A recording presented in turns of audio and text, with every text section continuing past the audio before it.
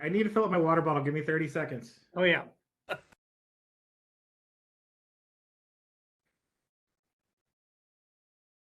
Yeah, I do not want to do this going back to this online stuff all the time again. Hopefully that you'll take action in progression of the outdoor recreation plan in the process. So just a reminder, a few weeks ago, back in December, we reviewed the bike and pedestrian plan and gave you a quick overview of the outdoor recreation plan at that point. So tonight we're looking for any comments or questions, and then hopefully some potential action on the outdoor recreation plan to continue it moving through the process. So I will go through a quick presentation of the kind of overview of the outdoor rec plan. I won't go through it in the same level of detail as we did at the last steering committee, since you've heard a lot of things. I'll focus a little bit more on just high level content and then some of the changes specifically that were made. But please feel free to stop me if you have any questions as we work through. And so I'll work through the kind of overview of presentation, allow you to take action, and then kind of chat about next steps overall. So at a high level, again, we have six sections or chapters that are included within the outdoor recreation plan. And these do align with the requirements of the Wisconsin DNR related to what we need to have in the outdoor recreation plan to align with their grant requirements, but also provide the needed content to kind of lay out our recommendations. So we start with, well, I'll go through each of these, but they kind of lay the groundwork there.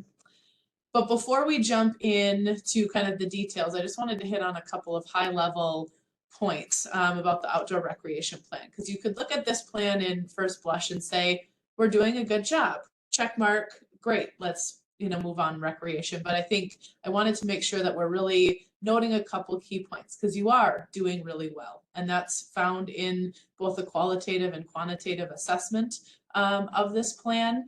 But just because we're doing well now doesn't mean we don't have to do anything moving forward. It does take investment and opportunity and work to maintain what we have and continue to provide that level of service to the community moving forward from a recreation standpoint.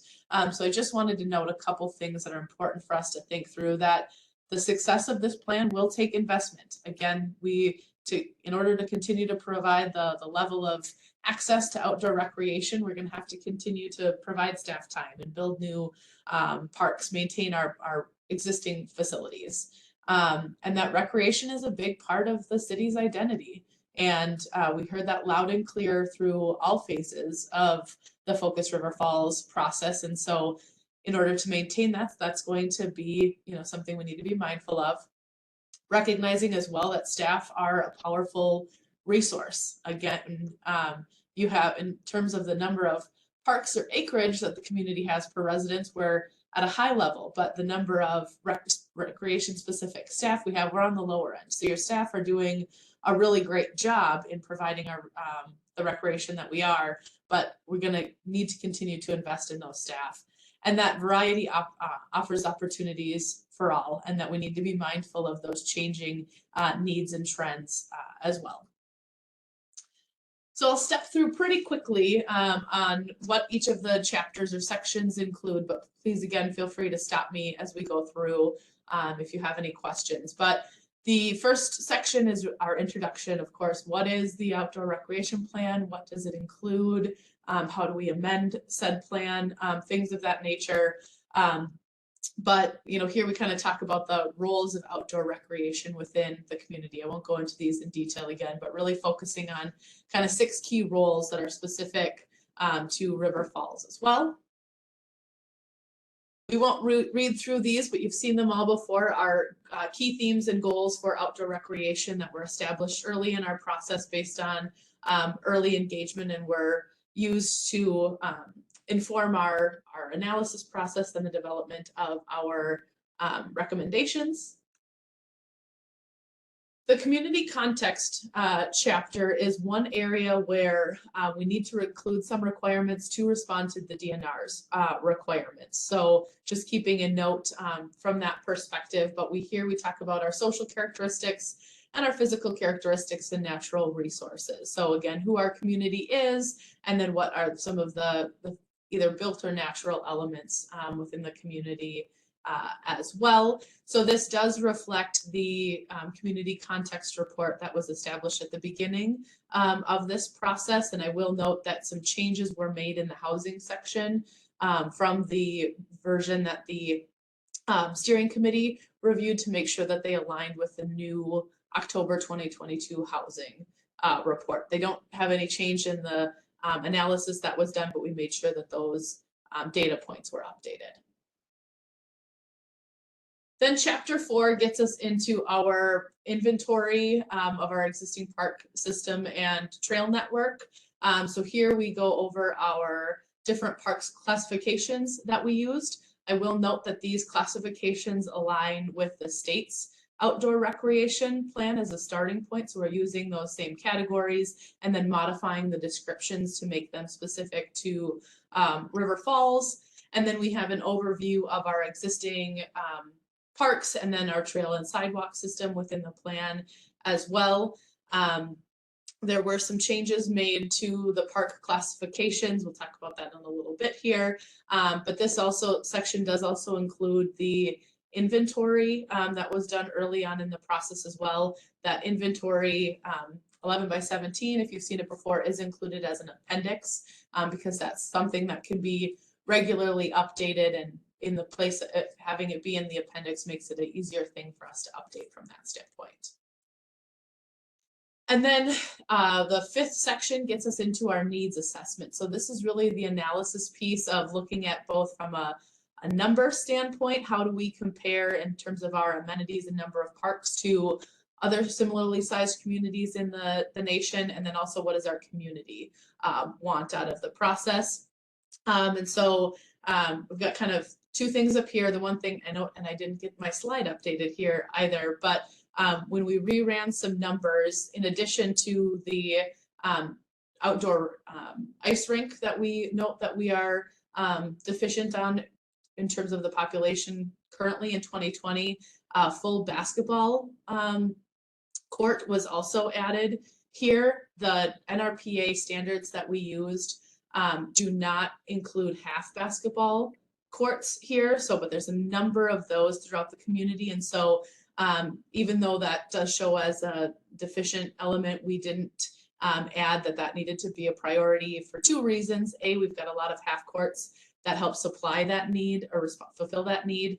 And we did not hear from the community that was something that they felt deficient on. We heard about ice rinks, we heard about the pool. So those things were both in the qualitative and quantitative assessment, but basketball courts were not. So just wanted to make note of that reference or that change as well.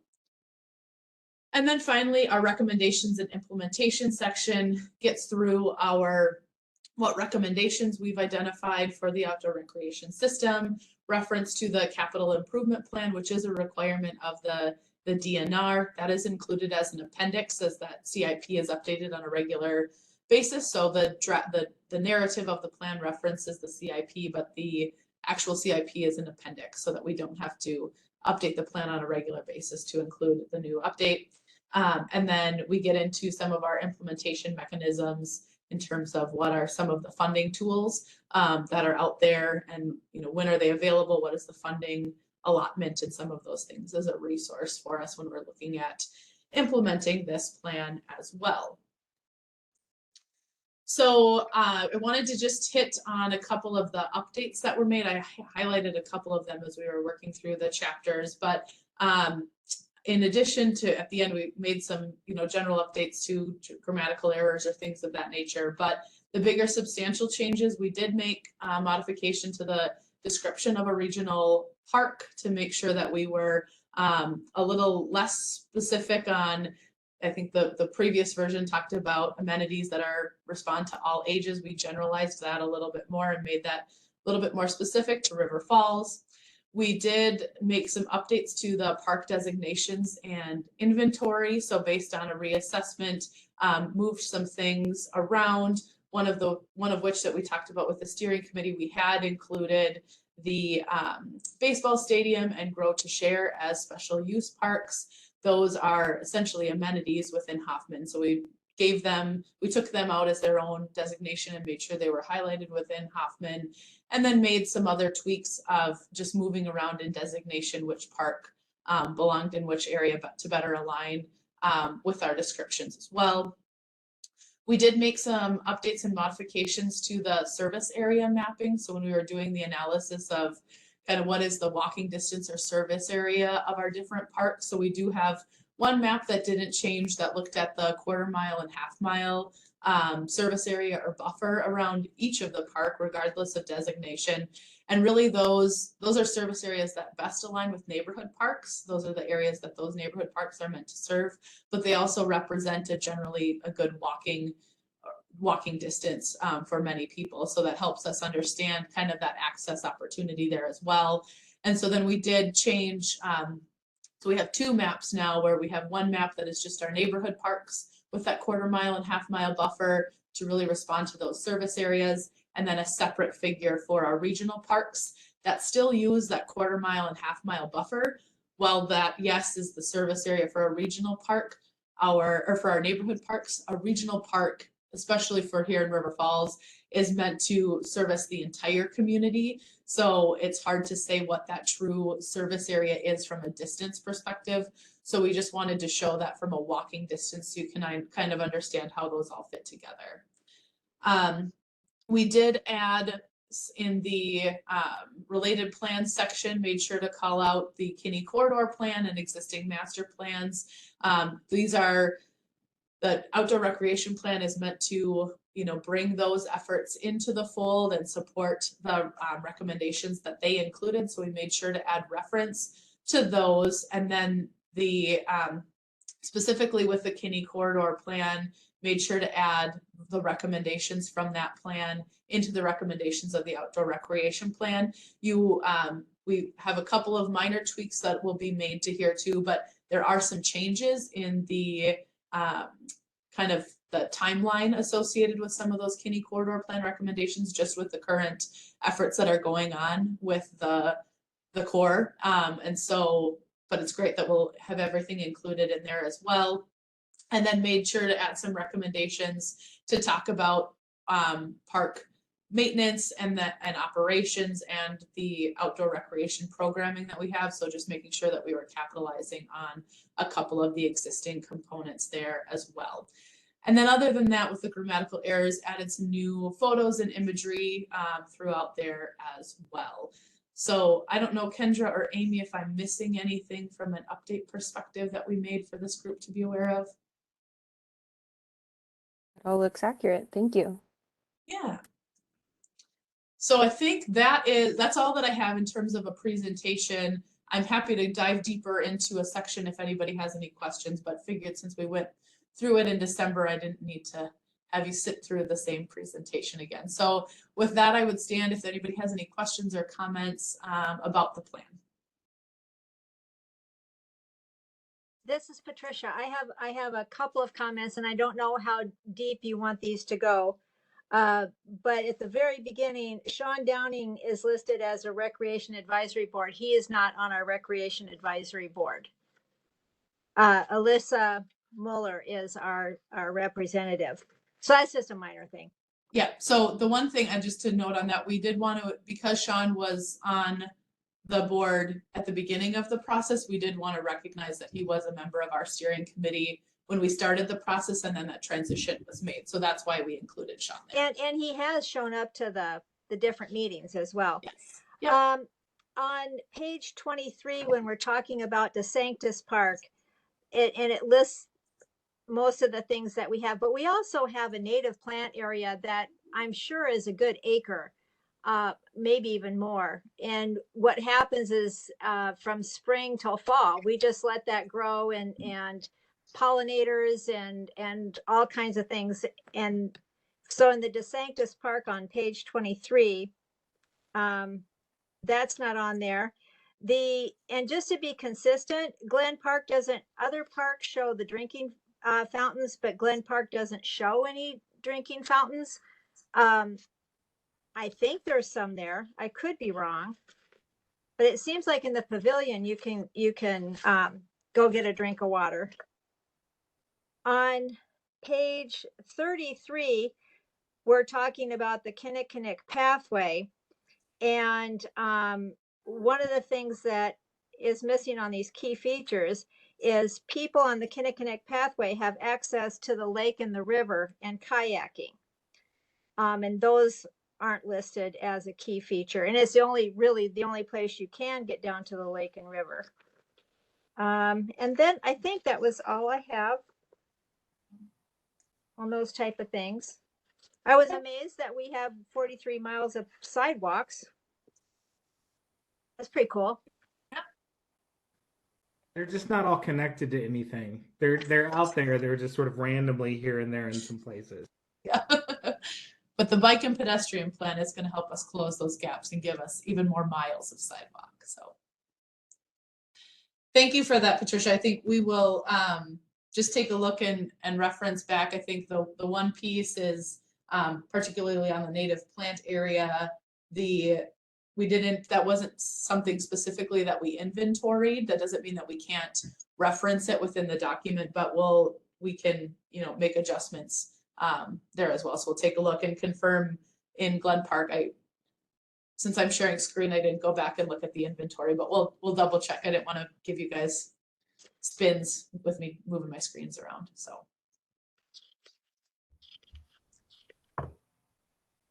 I have a question more generally, as we talked to earlier in the meeting, the development of all that residential area on kind of the northwest side of town, and obviously there's open space included there. Is that going to be open? I should ask this during the Plan Commission meeting. It just came to me. Is that going to be open to the public, the wetland park in those kind of 3 developments at Paulson Road there? Is that going to be public space or open to the public? And then are there thoughts on development of open space on kind of that northwest area of town? If we're putting in the industrial park and all the stuff that's kind of being considered for that area, what's the plan for park development to support that?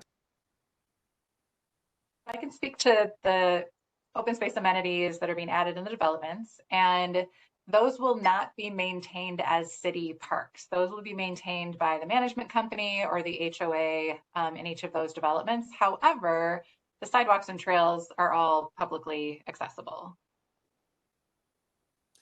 And I guess to the second question, I mean, as staff has been talking about where the next regional park may be located, we have been looking up in that northwest quadrant.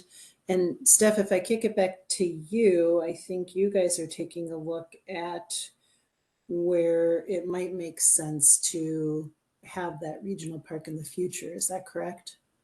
Yes. Yep. So we're taking a look at that as well. I think the other piece that we're being mindful of is this green corridor concept that we've thrown out as well. And so couple of things at play here, and it's just the different levels. But when we're looking at outdoor recreation specific to the DNR requirements, we are looking at publicly available facilities, right? So these amenities that were just talked about this evening would be considered private. We'd still want to recognize that they exist. But in terms of our inventory, when if the DNR came knocking on our door, they're not technically available to everyone. So we don't include them as part of our inventory for this type of plan, but they should be highlighted and recognized as still part of our recreation system, right?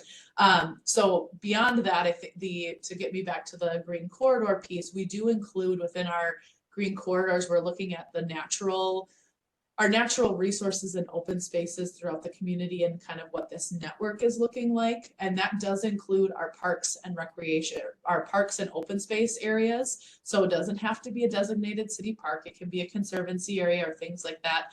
I think the emergence of some of these other open spaces becomes hard because how do you slice and dice those little areas? But when they're big enough, or they can be included or kind of thought to close some of the gaps in our green corridors, particularly if we're able to, have some of those trailways or things like that. Those are things that when we would be looking at a site by site basis. Let's talk about Man Valley when, we're starting to look at how that gets sliced and diced. How can we maybe, we've obviously got the hill there in Man Valley, are there opportunities for us to, through development in those green spaces or open spaces, connect us to that green corridor so that we're just providing further access to those natural open spaces. So again, they're going to be more passive areas, as Emily was alluding to, but it allows us to think more holistically about how all of these natural areas are connected throughout the community.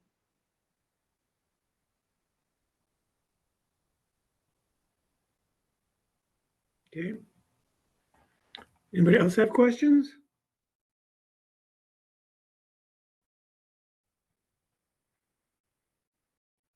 So where do we want to go? Where do we want to go from here? Yeah, so if you are all willing, we would take a recommendation to, I'll go to my next slide here just to lay things out here quickly. So we're reviewing the plan today, similarly to the action that we took in December on the bike and pedestrian plan. If you were all willing to make a motion and take action on a recommendation to forward this to council for approval in March, we would be open for that. If you would like, that recommendation can make reference to Patricia's comments and changes, just to make sure that we get those added in there as well. But the intention is that we will post the bike and pedestrian plan and outdoor recreation plan on Engage RF here in the month of January. The bike and ped plan is actually already up as kind of a soft launch. So if somebody went out looking, they could find that those plans are out there. But then in the RF reader that's coming out this month, we would make notation that those plans are available. And then noting that the comprehensive plan will be publicly available at the beginning of February. And then we would have our open house that would include all three plans at once. We're looking at either the 8th or 9th of February. Likely we'll make sure that that final date gets in front of all of you so you can hopefully join us. But then looking at the final adoption of all three plans in the month of March. So we would wait to actually take council action on both the bike and pedestrian plan and outdoor recreation plan in March when we have the comprehensive plan done as well. So that was kind of a lot that's the big picture in terms of what happens next. But for today, if you guys are comfortable, we'd be looking for a recommendation on the outdoor recreation plan. I believe we're all comfortable with it, are we not? Yes, I hate to hold this up a little bit here, but I've been just kind of paging through it all, and I think one of the questions that's going to come up, particularly for council, is the maintenance part of this. And in the past, I know that there's been some question in previous council members talking about, what is the effectiveness of a pocket park? Is this something that we want? And we have them. And are these the things that we're going to develop in the future? And what does it take to maintain them? And my point is, I'm looking through this and I'm wondering, have we gotten feedback from staff that has to maintain these spaces and just get us, or is that another part of this piece that comes later? We've got this kind of plan that talks about our infrastructure, but then I really feel another piece of this is resources. And I think, it was just mentioned that, we might, we're going to have to address the staff issue on recreation part, but that I'm assuming it includes maintenance of these spaces. So I don't know if anybody wants to speak to that statement I just made. I could start out by saying that's a very good point. And it, there was, throughout our discussion, not wasn't came up or hadn't really come up about, like we need to get rid of pocket parks or things like that, but being very mindful of how many we have and what that maintenance responsibility is. I think the other piece that comes with this that we wanted to make sure was highlighted in the recommendations was related to some of the partnerships that we have that allow us to have some of the resources. So let's take the disc golf community. Without them, that's another huge, sure, taking care of some pins and things is, how much work is that? But that is another it's an amenity that we have that we're maintaining at a different level. And so, having that active collaboration with some of those groups who provide maintenance and operations of some of those facilities is critical for us. Also, the relationship with the River Falls School District or the School District of River Falls is critical for us, particularly on the programming side. If we lost that relationship, because we have a relationship where we can use those facilities and we're not maintaining them, that's, the school district's responsibility is also critical for us. If we lost that collaboration opportunity, there's no way that we would be able to provide all of the programming that we have, because we just don't have the available facilities as well. So we wanted to make sure that those relationships were highlighted throughout this document. They're also reiterated within the comprehensive plan within that recreation chapter and some of those summits and things as well. So in a way, Stephanie, I mean, some of that reveals itself as it moves forward. This is, the infrastructure plan and the also, or if you will, or just the assessment from the community. We're responding to that. And then the next piece as we go forward is how do we maintain that? Because I know the baseball field, for example, had a kind of a grassroots. I mean, even our library 25 years ago did, and it was a pretty good, amazing project that was brought together with a lot of different donors and people who were stepped up to do that. So I know that's out there.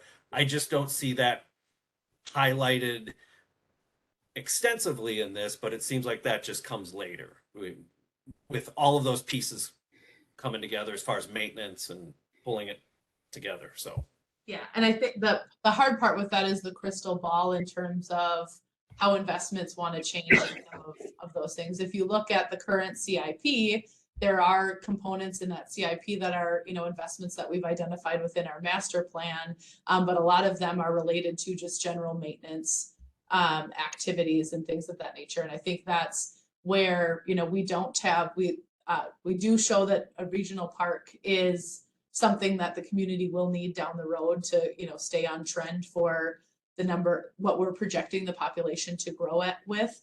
But, I think some of those things are going to have to come a little bit with, we don't need, if the population doesn't grow at a rate that we're going, we wouldn't need to, hopefully we're increasing our tax base and some of those things with that kind of growth to help us support and offset those things. So it's responding to some of those. So that gets to be a little hard on the crystal ball of how everything is falling into place with some of those pieces. So there's a little bit of that needs to be kind of thought out as things are happening there as well.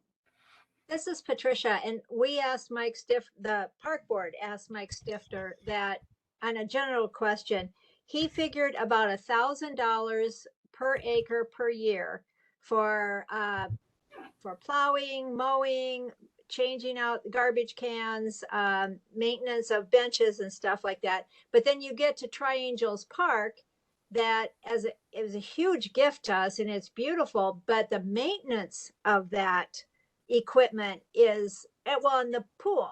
So, but just in a general sense, like a DeSanctis Park is about $1,000 per acre per year. and that would be out of scope to put this into this plan, those kind of findings. Yeah, and I think that becomes there's the longevity of that type of number becomes a little challenging because staff, rates, staff salaries increase or, just the general ebb and flow of some of those things. So that becomes a little hard with the longevity of some of those pieces. And that's what we try to do with all of these plans is to have the direction to give enough teeth to help move us forward, but that also requires us to do some, from an implementation standpoint, will require some additional thought or research from staff to just making sure that we're implementing correctly. So. Thank you. Mm-hmm.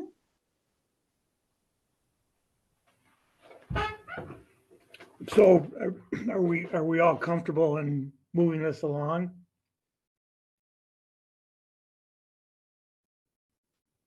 Yes. Does that require a Yes. motion? Do we need a motion? Do we need to do anything specific or just us saying keep going is good enough or? What do you need from us? Yeah, if you guys could just make a motion to forward on to council, that would be great. Okay, go ahead. So I guess one final question, if we go to the public and hear all sorts of crazy things and this changes a lot, will we need to re-review it and make a new motion, or will our motion to approve or recommend to approve, will that stand and then council can do what they will with that? So I think I just will note that we made the recommendation we made for bike ped, just forwarded it on, so we'd be in the same case with the bike and pedestrian plan. I think if we come back from the public and there is a outcry of changes, we would just probably, reassess what those changes are and, who they would come back to from that standpoint. The approval process for each of the plans is a little different in terms of what's statutorily required, which is the big reason why you all are not taking action on the comprehensive plan until after that public comment period, to make sure that we're addressing public comments before you take action on that plan. So for those two plans, I think we could move forward with just a general recommendation, and if there are changes, we would work with staff because that may require us to meet with the park board or that steering committee as well if there are big changes that we wanted to take back before these groups. I don't know, Amy, if you have, or Emily, if you have thoughts there too, but. Yeah, I think you're on point, Steph. We'd have to see what they were and how to go about bringing them back or updating you guys as we go, so. I'm assuming they'd have to be pretty big changes to get too excited about them. Yeah, I don't foresee it being a problem. So I'll make a motion to recommend approval of the open space plan to the city council. I'll second it. All in favor? I, Okay. Marvelous. What's next? I think we're done, What? unless anybody else has something. I don't think so. Our next meeting is it's January 25th, you said? Would be the 26th. 26th. Okay, just so everybody remembers that. 6:30, I assume? Yep, And that'll be more of that's gonna be a workshop, not a meeting, right? correct. Yeah. Perfect. Well, Yes. thanks, everybody. Thank you all. Thank you. Thanks, everybody. Thank you. Bye. Thanks. care. Have a good Nice work, night. Steph. okay.